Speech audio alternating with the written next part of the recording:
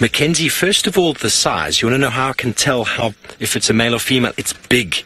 If you look closely underneath his tail, if he turns, you can see he's got genitals there. You can see them moving. And look at that neck. That neck's got skin hanging all the way down underneath the jaw. Very good sign that is a male. It takes some practice to get used to identifying males and females. But first of all, when you can see the genitals, it's very easy. And when you see that neck, he's got a marvelously big neck, or what we call jowls, which helps to protect them when they fight, because they often will try and attack each other and hit each other in the throat. He's busy smelling something. And also it's kind of like a scare tactic. If you've got a really big jowl, another male sees you, be like, hang on, you're much bigger than me, I might leave you alone. How marvelous is this? And to see a leopard moving at this time of day is really, really quite special. And he is claiming Leopard Alley for his own. If this is in fact Hukumuri, I want to get another look at his face. He's a male leopard that's moved in recently and sort of stolen the territory from another male leopard. Evan, do you want to know if leopards live in trees? And he spotted something. Look at his tail. You can hear the Franklin alarm calling there. That's one of our small birds. Leopards don't necessarily live in trees, but they are tree specialists. You see he's moving around on the ground, but if he gets threatened by anything at all, he will go up the tree, and when they kill small antelope and any type of food, they'll take it up the tree where they can feed on it at their leisure without being disturbed by hyena or any other. That is a very common alarm call there of the Natal spurfowl, as he's absolutely terrified of the large leopard moving through. Sorry, Ferg, let's see if we can keep with it. We often follow alarm calls like that to indicate where our cats are moving. They are very reliable when they jump up into the tree like that. And okay, he's going to go straight through this pathway. It's going to get tricky, but we're going to stay with him. How beautiful is this? We are super excited.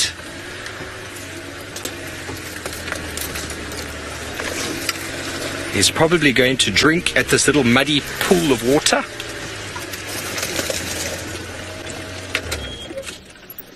Sorry, I can't get around for you there.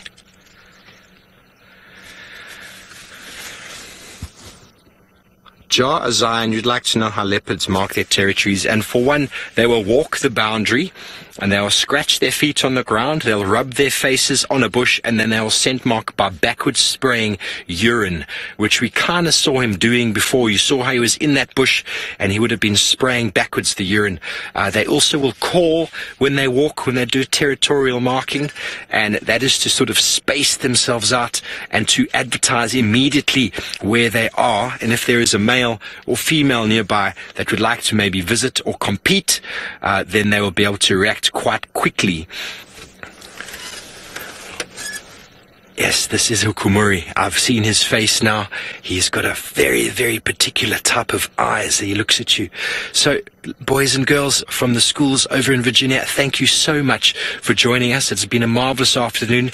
I'm so glad we were able to find a leopard for you, and I'm sure Ralph was able to entertain you while we had no signal. So thank you for joining us, and we'll see you next time.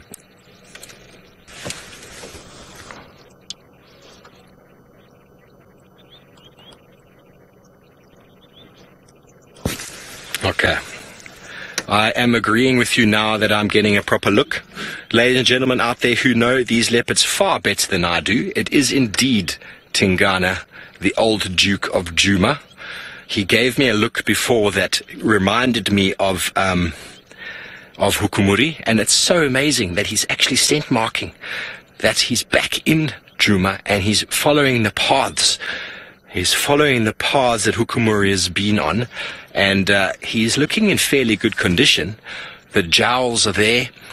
He's looking quite hungry, so I do apologize for getting the spots wrong, but we are now finally in a position to spend some time with him, and I have lots of faith in all of you back home, so thank you for sending through your comments there.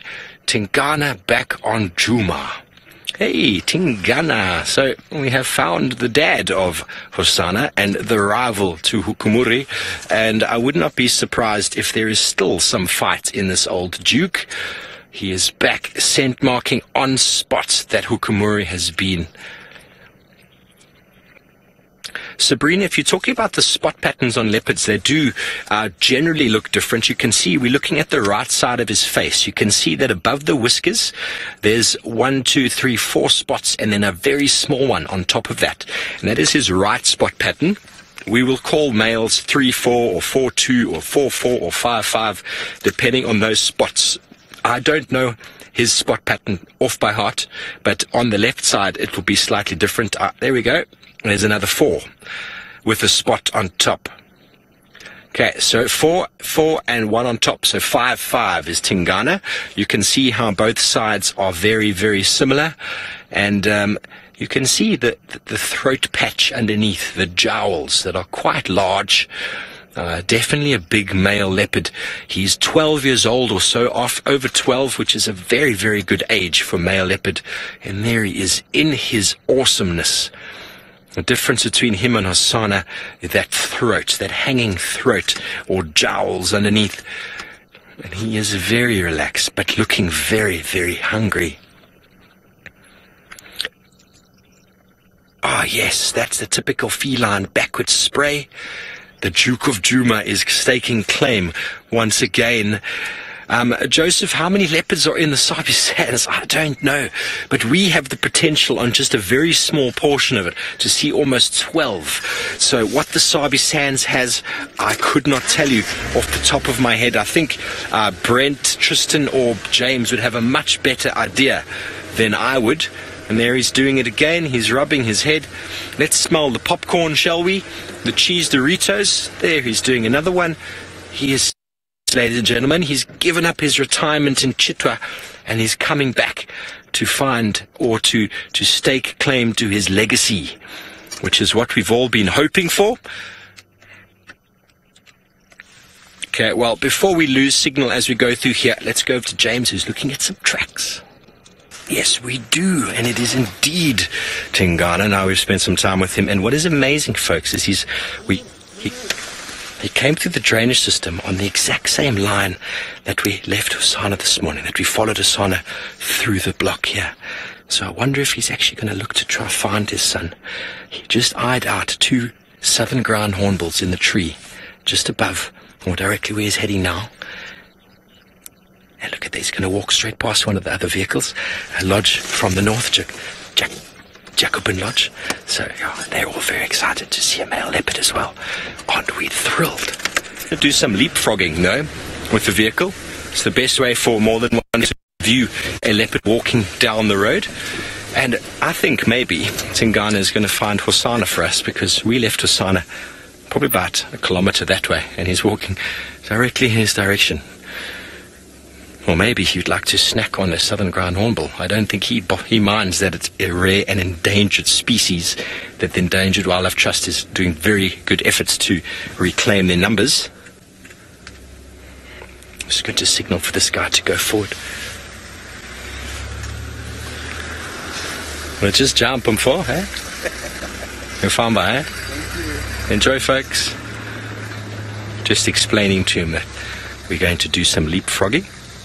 And 4 is a very nice term here for brother. Isn't he beautiful?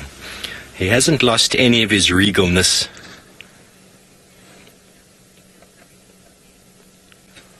Minamu, when a leopard scent marks, not only the male scent mark, females will actually scent mark, and you'll get probably about 3 females or so within the territory boundaries of a male. And when they scent mark, their urine has got a signature to it that indicates reproductiveness. You've heard of the Flehmen response. A male leopard will walk past and he'll stick his nose into that urine, and he'll do that very interesting sort of grimace with the teeth, and that will indicate how or where receptiveness, or how receptive that female might be. That is how they do it. And so we do have Tingana, and how marvelous it is that he is indeed back markers and his territory. Last time I saw him, he was looking quite down and out. He was very flat. He was feeling very demotivated. Maybe he's got a boost of energy. Yeah. Came into the block with some speed, and he actually charged towards some southern ground hornbills that then took off. They then frightened off an impala, who I think he's now circling around to try and find. He's looking very intently.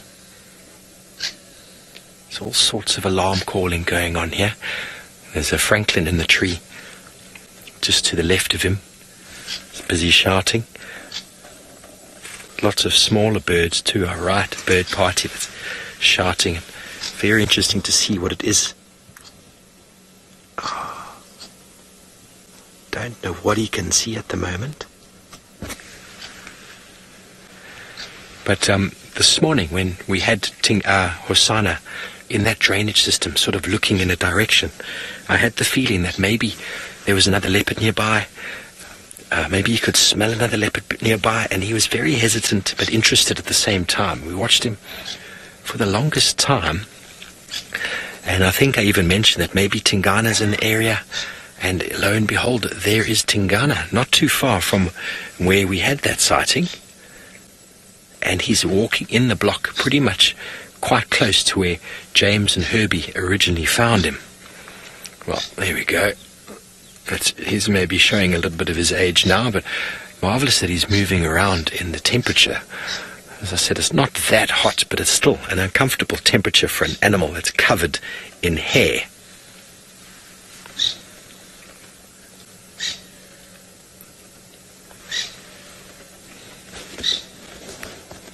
Ali, it's a good question. With Tingana recent marking, will the females come back and reclaim? I don't think the females have left their territory. I just think that it's very fluid, and Shadulu seems to be encroaching in on Tandi's territory, and her movements are seemingly very well correlated with that of the fact that she's trying to move her cub away from the new male, Hukumuri. But now we found Tingana, or James found him, very close to where Tandi was last seen. Not to where the cub's tracks were last seen, but to where Tandi was last seen with Tristan. So, I don't know. It's amazing what chemicals are going on, what pheromones are in the air. Maybe he knows that he needs to come back, and he needs to start claiming it if he wants Talamba to survive. Who knows what's going on in that mind? Maybe he's just bored of Chitwa and likes a new scene. Maybe a new male's moved into Chitwa and chased him up north. It's very, very hard to say, but the females don't change their territories in response to males. They're actually very interested in new males. It's when they have cubs that they're a little bit reluctant, but it's the female-on-female contact that would make a female change her territory, not the male. I hope that answers your question, Ali.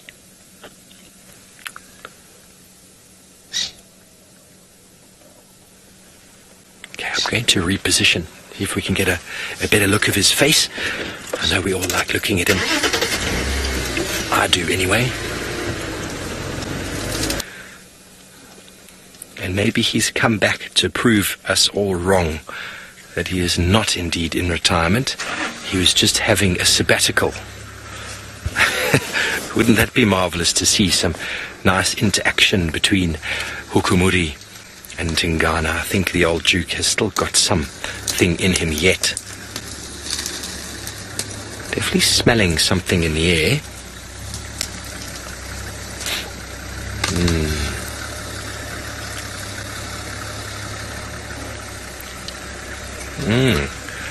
Well, Hosana is definitely south from where we are now, so behind him. So he's definitely interested in something that is behind us. So as soon as these other folks reposition, he decides to move. That's typical. That's typical. Yes, indeed, we are with Tingana still, and he has been looking deeply into this bush and listening for the movement of anything. It could be a scrub hare, could be a duiker, could be anything, folks. It could be anything.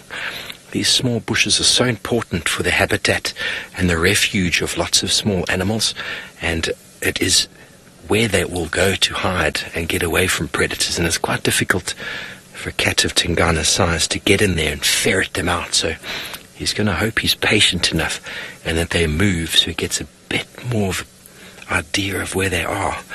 And if they come out, obviously his leopard reflexes will be there to catch it.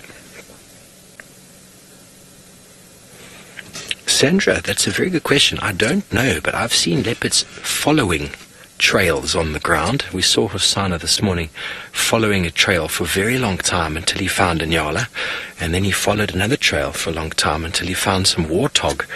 But they definitely can pick up cues in the air, probably a few hundred meters, maybe more than that, depending on the wind. Already it's got a lot to do with the wind.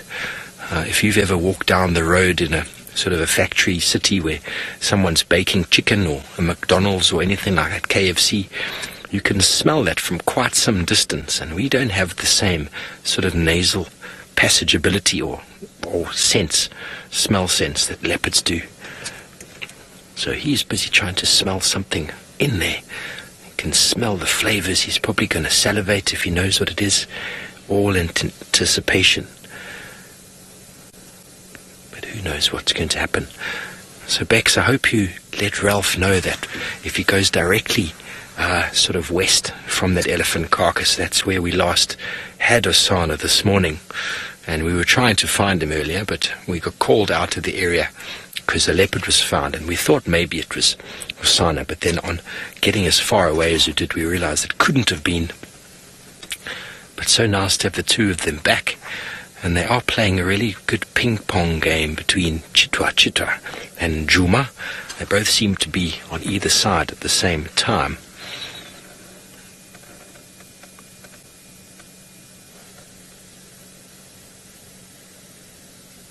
Laurie, no, I don't think Tingana would contact call Hosanna at all.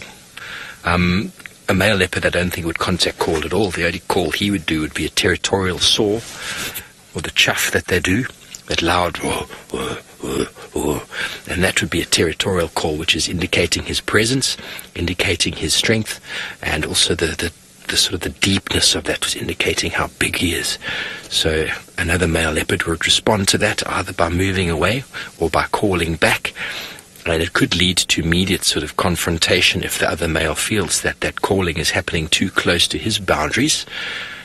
What have you spotted, sir? It's only a female that will call her cub, call her cub. There wouldn't be any other need. Leopards are solitary. They'll find each other through scent if they want to, and through scent marking will allow the male to find a fertile or a breeding female in estrus, and he will be able to follow her for a very long way because of the scent marking that she will leave as a very sort of visible trail to the nose.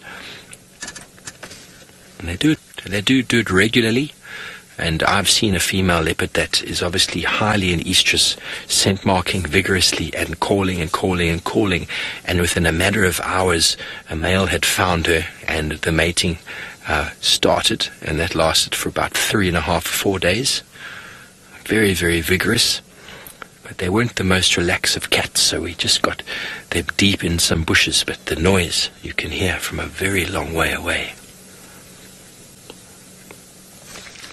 He has, and he's busy sniffing again. I wonder what he can smell. Can he smell fowl? Can he smell hair? Can he smell mongoose or dacre? What can you see and smell there, my boy? It'd be marvelous to be able to communicate. He could just look at the camera and say, "There's a rabbit in there." I don't know, would it be marvelous? Is he moving? Ah, there's the cat stretch. Achy bones. Just love the tip of the tail. How it's got a life of its own. He's walking very slowly. He's actually using our vehicle track that we came in on.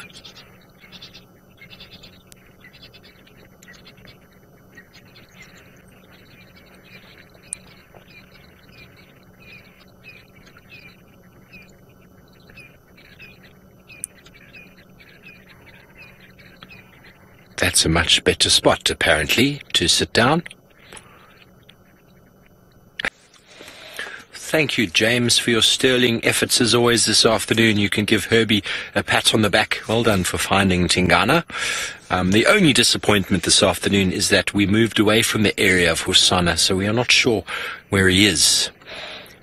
Maybe Ralph wants to go back into that area and see if he can drive around the block a few times to see if there is a moving cat, because it appears that Tingana's 400-meter walk has tired him out.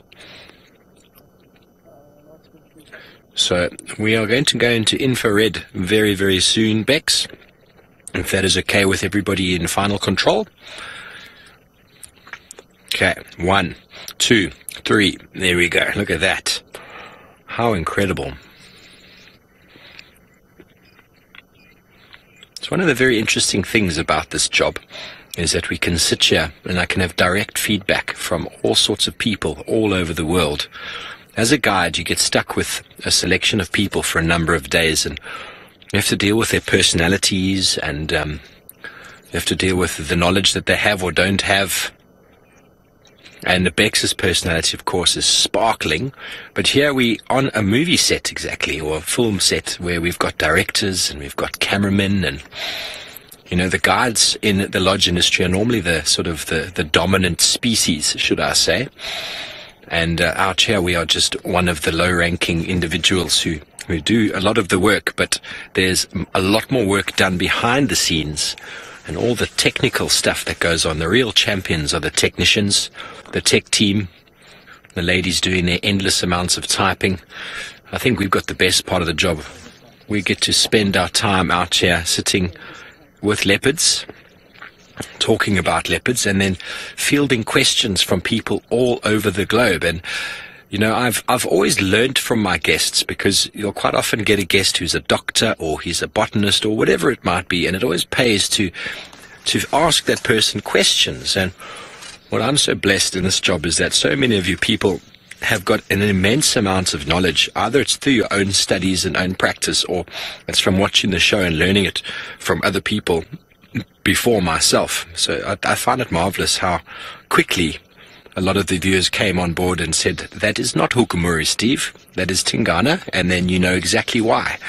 And I think that's awesome. So thanks for correcting me. I do admit, and I will admit, that when we first saw him in the road, I called James and said, it looks like it's Tingana. But then, because of his scent marking, he put me off. But I'm not going to let that be an excuse. Okay, so we are, Bex, if we can go back to color, please. We have got a little sliver in the sky.